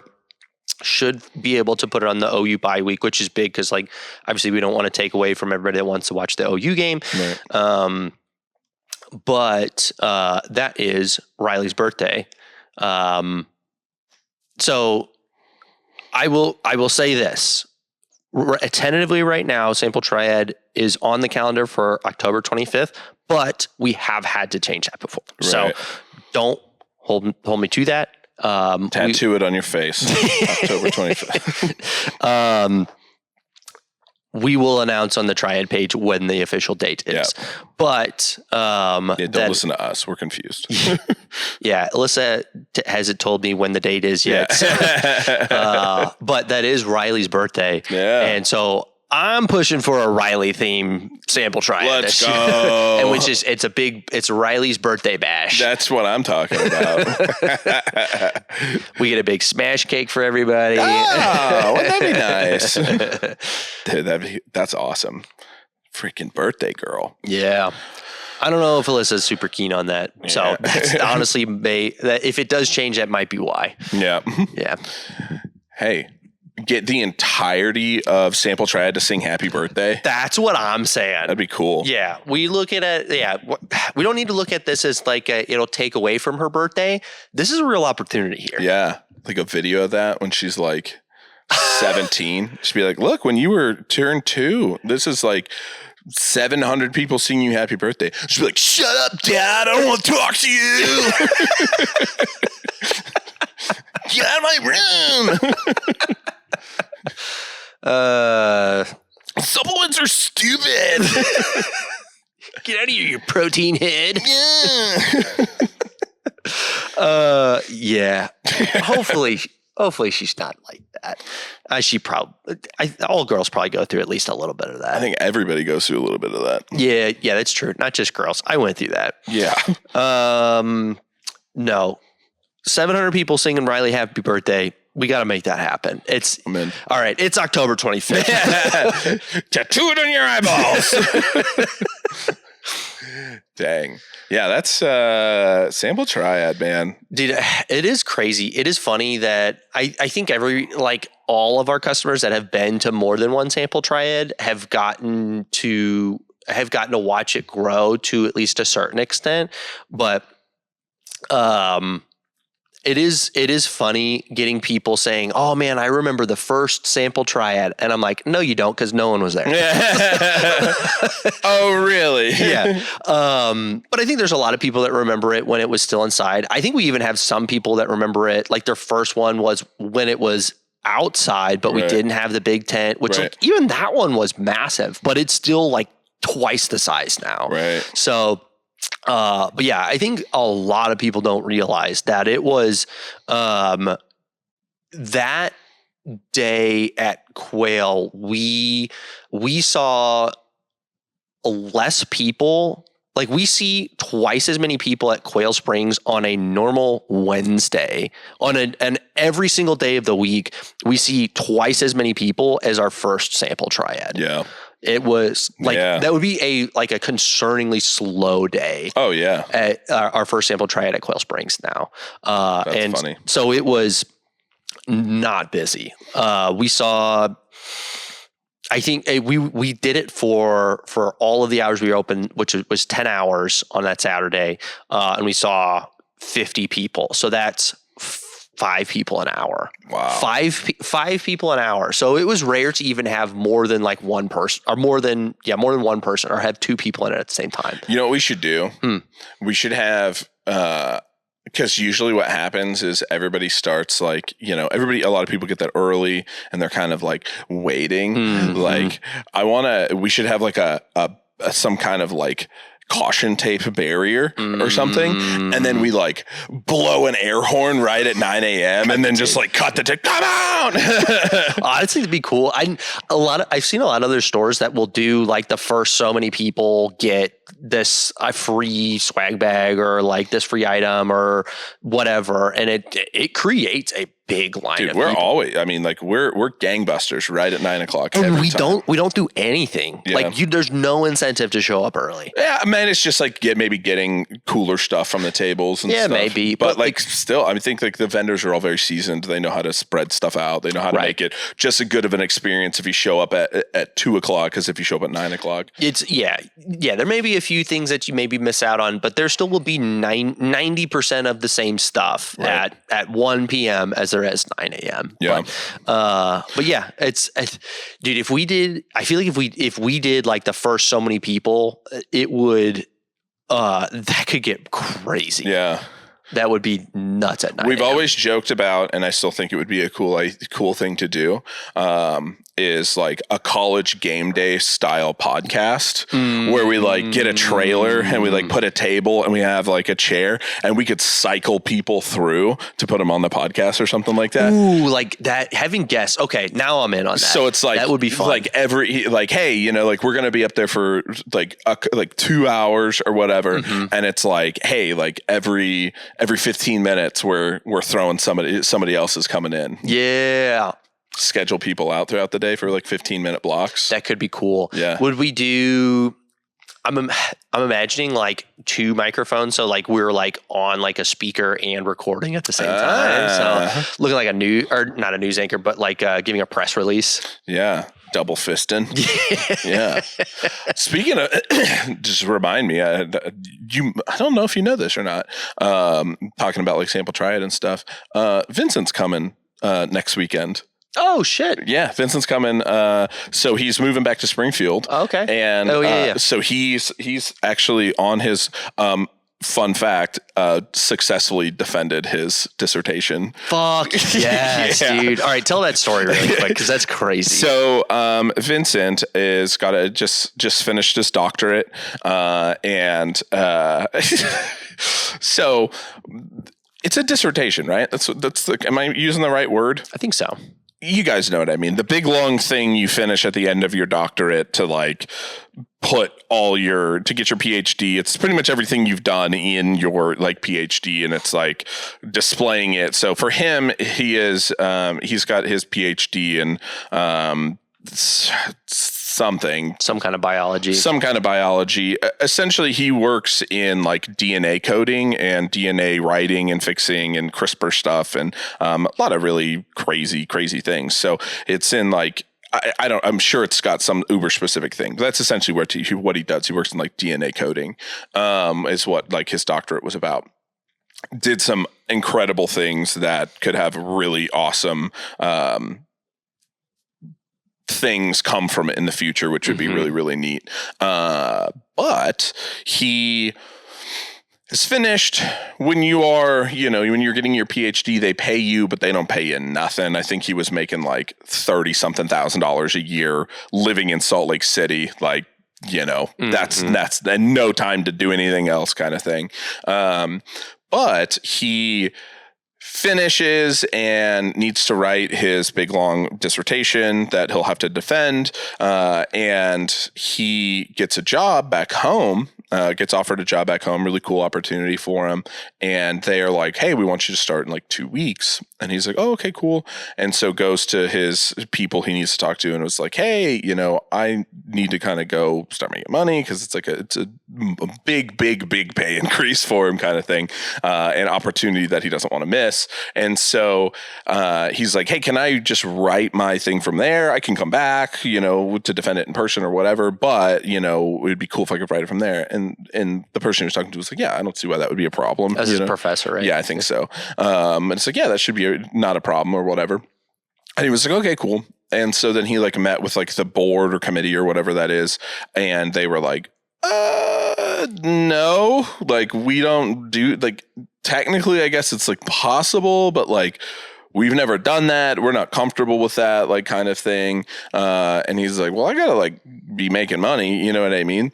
And they're like, well, when do you need to leave? And he's like, I need to start in like 2 weeks. And like a dissertation, there are like 175 pages of everything, especially from like a science state. It's like everything you've worked on for the last 4 years or whatever. Like this is a insanely big thing, right? Most people take like 6 to 8 months to kind of like write it from what I understand. And he was like, oh yeah, I need to like leave in 2 weeks. And they're like, oh, well, we don't really know, maybe, unfortunately. And he's like, well, could I just write it in 2 weeks? Cause he hadn't started. And they're like, I think we're kind of like, what do you mean write it in 2 weeks? And he's telling this story, and when I told you this story, we both had the same thing. Oh, you don't know Vincent Mays. Yep. And so Vincent Mays clicked onto his 2 weeks worth of sleeping like 3 hours a night to write his, I think it ended up being like 170 something pages. Started this like legitimately on like June 27th or something like that, and wrote it, submitted it, defended it on July 8th, and successfully defended it, and is going to get his PhD. I would have loved to have been a fly on the wall in that board meeting or the committee meeting or whatever it was. When he shows back up 2 weeks later with like a successfully defendable PhD. Yeah. They're like, who the fuck is this? Yeah. An alien, not a human being at all. But so he was talking about coming this weekend, and we both kind of were like, I was talking to him, I was like, I don't know, like if you want to spend time together, I'm going to probably be pretty busy this weekend. You know what I mean? You come see like the first day of the store, but like we won't be able to. I will be pretty. But he was talking about coming the weekend of the 18th, and I was like, yeah, dude. And so he's going to stay with us, and so I'm really, really excited to get to see him and hang out with him and just be around him. I love that guy. Let us know what you're doing, because my parents are coming into town that weekend to watch Riley, because it's it'll be Alyssa and I's birthday, like the end of that week. So yeah, we got some plans. Oh, we're going to see Shane Gillis. Vincent's coming with us? Yeah. Heck yeah, dude. Yeah. So it'll be you two, Laurel and I and Vincent are going to go see Shane Gillis. Fuck yeah, dude. So super excited. Dude, I'm going to get way off topic here, but when stand-up comedians, when they like tour, do they retell jokes that like have been on like their Netflix special, or is it like it's new jokes and that doesn't get released like digitally until like they're done touring? So it's like opposite of music, where music, it's like, we just released this album, now we're going to promote it with our like playing it during like concerts. It's opposite, from what I understand, from like most cases for comedians, where it's like once they've released their Netflix special, that is the like end of it. That's their like, okay, because that's your like coup de grace, that's your big display of it. Now everybody can see it. Right, everybody can see it. So that is now, I think in most situations, it's like, cool, that's the cap to it. That's the end of it. And then it's like you start going on tour once you have another hour or whatever like that you've got figured out. So this will be, so what'll happen is like we'll go see him, but then when he releases his special on Netflix or whatever he releases on, it will be what we saw in person. Right, most of it, or like a good, you know what I mean? That'll be like the main idea. Maybe some clips from, I don't know if they'll use clips from Oklahoma City or not, but yeah, they could. Maybe. Depend. I don't know if that's where he's going to film. They usually pick a place that they want to film. Oh yeah, they usually. I've seen. I guess I'm thinking of one that they like. I can't remember who it was. Chris Rock did one like that where it was like spliced. Yeah, and it's like you could tell because it's like what he was wearing kept changing. Yeah, and stuff. And so it's like a cut together one. But yeah, most of the time it's like one location, their best performance kind of deal, or like the one they chose to film or whatever. Right. Okay, I'm a whole lot more excited now because when Alyssa first brought that up. I don't know how it works. The only comedy shows that we've ever done are been like comedians that aren't like I didn't know who they were going into it. And they're all always good. Yeah, but like definitely smaller, not like an arena style. Right. So like, yeah, going to see Shane Gillis, it's like I've watched his stand up before, but it's like I was like, I don't know how much I want to see him like tell the same jokes again. Right. So, but that's why I think it makes sense that they do it that way. Because music makes sense. It's like I want to know the songs that they're singing. I want to be able to sing along. Right. But comedy is like I don't want to hear the same jokes I've already heard. And sometimes if they have like something really famous, they'll go like Laurel and I went and saw Bert Kreischer a couple of years ago. And he does like a comedy tour where it's like Norm Macdonald, like a couple of different people are like there with him. And that was super cool because it's like you got to see like 5 or 6 comedians and you didn't know who all was going to be. Like somebody could just show up and go on stage kind of thing. But like Bert Kreischer's most famous story is like the Machine story. And I don't know if I know that one. So it's like he that's why he like takes his shirt off and stuff, but he essentially it's actually a really funny story that you should listen to like on YouTube or something. But essentially he went on a like a study abroad thing in Russia and ended up getting involved in the Russian mafia, like legitimately involved in the Russian mafia. Oh shit. Like partied with the Russian mafia. And like, it was like, it's like this whole big thing. And it's how he got his like nickname, The Machine. it's hilarious, but it's a fucking wild story, and a real story, like, which is why it's wild. But because that is like his famous, it's somebody.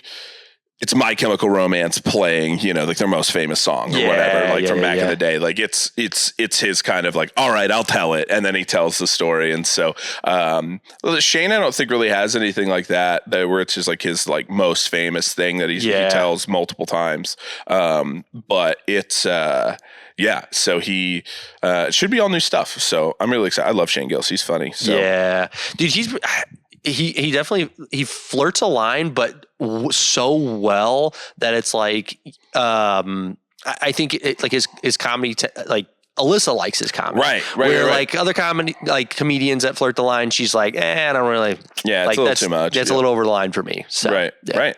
I was when she suggested Shane Gillis, I was like, okay, yeah. I mean, I'm down for sure. Yeah, but it was. I was like, I wasn't expecting her to be into Shane Gillis, but he is very funny. Yeah, like he's so funny. Yeah, he's one of those guys too who he has like a super fun. He's very much like Vincent in the sense of like.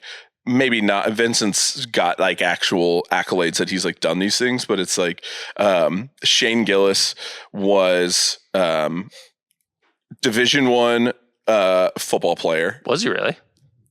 No, but yes. So that's why this is all funny.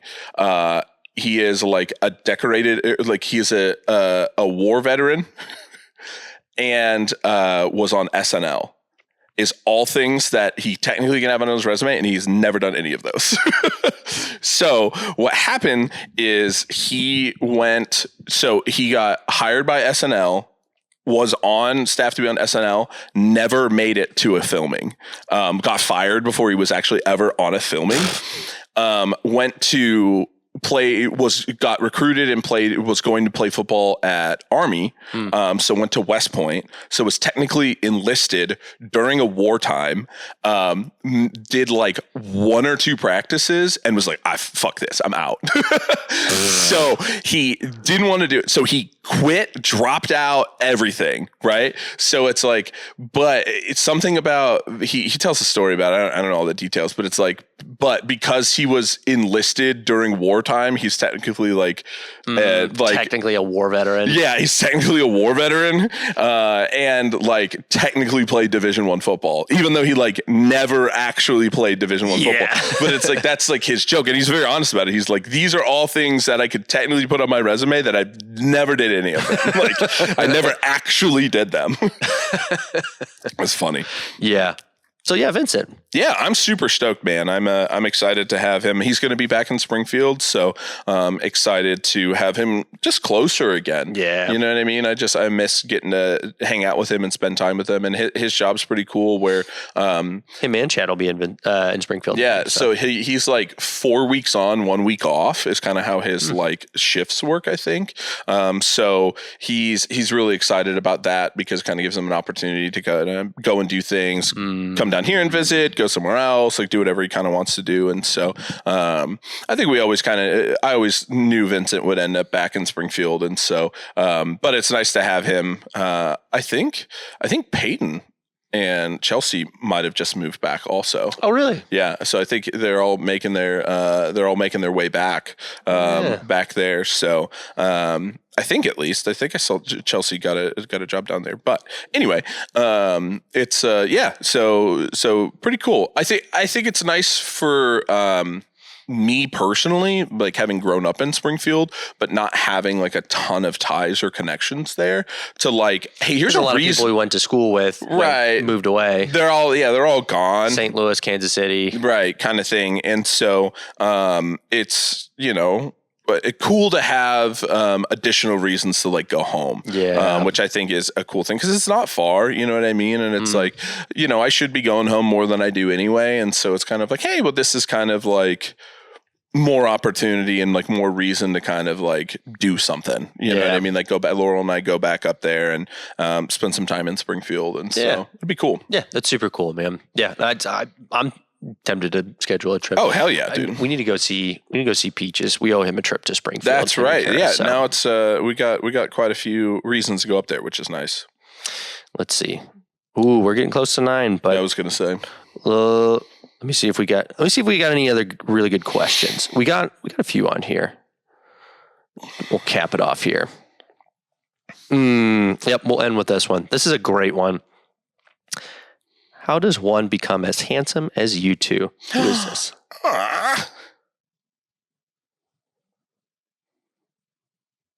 Oop, hold up. Is this that person that always comments about your feet when we post on YouTube? No, I'm just... Is this your admirer? I can't see the picture because it's really small right here. And I didn't recognize... Oh, Brandon. Gosh, what's his last name? Oh, I was just talking to him last night. I can't think of his last name. You put me on the spot. I can't think of his last name. Yeah. Super cool. Early. Dude, his transformation is crazy. Yeah. He made a post last night that I really appreciated. That is like, it said, if you don't eat the skin, with the kiwi, like grow up. I'm with that. I fuck with that. The skin's the best part. Dude, I don't know what it is about you today, but I just am not agreeing with anything that you're saying. Oh, kiwi skin's the best part. Dude, it's super sour. It's very tart. Just get your trimmer, shave it first. Just your manscaped. Yeah. I honestly, I don't even notice the hair. It's I do. I skin on, dude. You ever had a circus sized kiwi?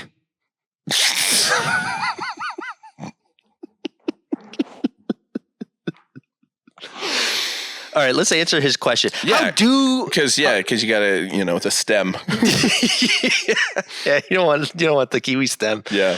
How does one become as handsome as us? Hyaluronic acid. I think that's a skincare thing. Yeah, I bet there's some females that know what that is. Laura will be like, hell yeah. You tell him, babe. You tell him about the hyaluronic acid that I have, that face wash thing, that like cleanser or moisturizer that I use once a 3 weeks.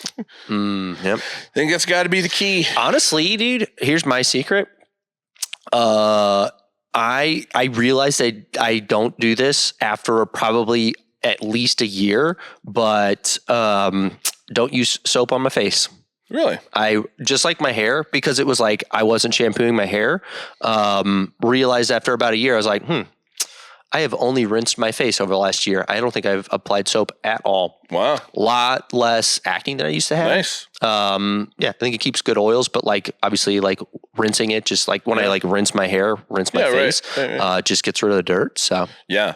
Yeah, no, I think we've been on this topic. That was a topic that I feel like I got talked to a lot about outside the podcast, was the no poo, the no shampoo thing. And so people were highly concerned. And I'm like, feel my hair. Yeah. Feel my hair. And they're like, oh, it's so soft. And I'm like, smell it. Does it feel gross or dirty? Does it smell? Like, no, just... Yep. Never been pooed. Yeah, never been pooed. Technically, the hair follicles we have haven't, or the hair we have has never seen shampoo. It's crazy. It's for sure grown that much. Multiple times over. That's crazy to think about. That your hair on your head and my hair on mine have never seen shampoo. They don't even know it. Never heard of her. But yeah, it's I think there's something too, man. Not using a whole lot of soap though. So I don't use. So that's what's funny too, is my I love traveling when it comes to my toiletries for the shower. I literally own a bar of soap. That is the only thing I have. and a toothpaste, right? Yeah, well, yeah, obviously, but just from the shower standpoint, is you get in the shower. Laurel's got a shower caddy, all the accoutrement, and I got my bar of soap. Well, dude, I think what is it? That meme that was going around a few years ago that was it was like a couple, or it's like a girlfriend boyfriend, and it was like the girl was like, I have 40 things in my skincare routine, and my boyfriend has better skin on his face than I do, and he uses the same towel to dry his balls in his face. I think there's some minimalism here. That's right. I think so. It's It's the hormetic effect of my hair and my face have to battle more, so it's tougher and can fight off its own things. I don't need to clean it. It cleans itself. As humans, we didn't used to use soap. Yeah, it's very interesting. I literally own a bar of soap. That's crazy. And Laurel laughs at me because I have this thing that I got where it's a genius invention, honestly, where it was like, because, you get a bar of soap and you kind of scrub with it or whatever. And you're like, yeah, this kind of works. And it's like, and then I tried old school washcloth method. And I was like, this thing like feels weird. And then it's like, I do a loofah for a while, but it was like, I didn't know, like there's so many loofah options anymore. But then I found, I think it was like TJ Maxx too, of all places. It is a loofah, but it's a bag and you put your bar of soap in the core of the loofah, and then it's got like a drawstring, and then so it's just like you rub the loofah because it has this bar of soap in it, and then you just scrub with the loofah because it's got self-producing soap, and then all that. Rinse off the excess soap from the loofah, hang it back on the little hook, and that's what I gang with now. That actually sounds really nice. When you first said bar of soap, is that not old school? Just bar soap? For sure. I don't like body wash. Not a fan. I bet you go through. I bet there's a lot less waste. Like you're probably more environmentally friendly with the bar soap. Yeah. And that's why I do it, Kevin. Actually, it's because I care about our planet. No, I don't. I've always been a bar soap. I don't like. This is funny. This is like one of those things where I don't like feeling slick. Right? Like I don't like it, and I feel like the slickness that I get from I don't feel clean after I use body wash. I feel like there's a residue that's left on me because I feel like slick, and it's like feels like there's like almost a film on me. Like immediately, like obviously once I towel off and dry off, it's fine, it's whatever.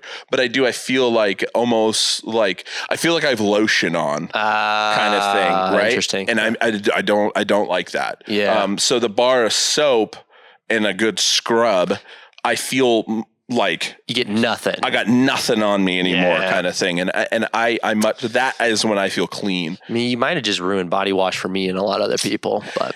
I'm bringing us back to as old school as possible. I use like a nice bar of soap. It's actually designed for people who do like a lot of grappling and stuff like that. Because it's got like tea tree oil and different things that just like naturally like help fight off bacteria. So it's like, I don't want to get staph or ringworm and stuff like that. And so, so it's like, it's got like that added benefit to it, and it's not, it's like a nice bar of soap kind of thing. But dude, just a bar. It's so funny. Like I literally in my shower, I own a bar of soap and a loofah bag. Good for you. Speaking of bringing it back really quick, I did see a teenager walking around in our neighborhood either yesterday or the day before wearing headphones with a cord on them. And that looked interesting to me. There we go. Yeah. So we'd love to see it. Hey, we're bringing it back to a simpler time. It was good to see a teenager too. Yeah. With that, not the wireless headphones. Very, very, very 2008 of him. I know, right? That's way too early. I could have gone way later than that. Maybe they were wearing it like almost not yeah. It's like how old school of you? Yeah, it's like wearing a Nirvana t-shirt. Corded headphones. Yeah, corded headphones are the new Nirvana t-shirt. Like, oh yeah, like name one chord. Name something else with a cord. You don't even know. Dude, the fact that is a real possibility is crazy. What kind of plug is on it? A lightning plug-in? Okay. USB-C, get out of here. Fuck off. It needs to have a headphone jack. Yeah, it's like us listening to records or vinyl. Yeah, exactly. Yeah. Ugh. All right. We getting to it? We're getting to it. What episode? 73, I believe. 73. Dude, that's crazy. We'll be at 100 soon. Don't I know it?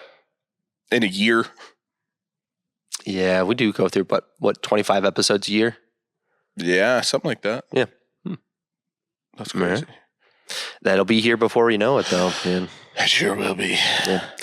But appreciate everybody listening. Yeah, I don't think we got to go make sure we get open tomorrow.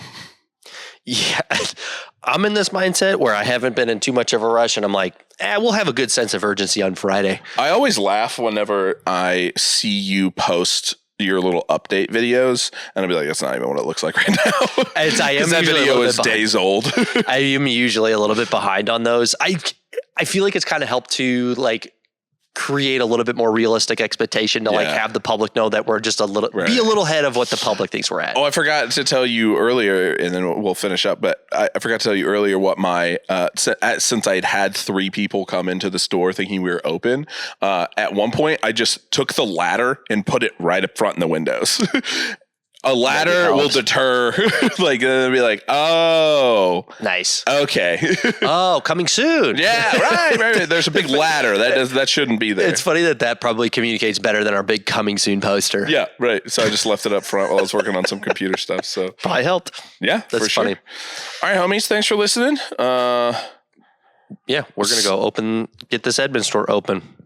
We had a super successful weekend of Edmond being open for the first time.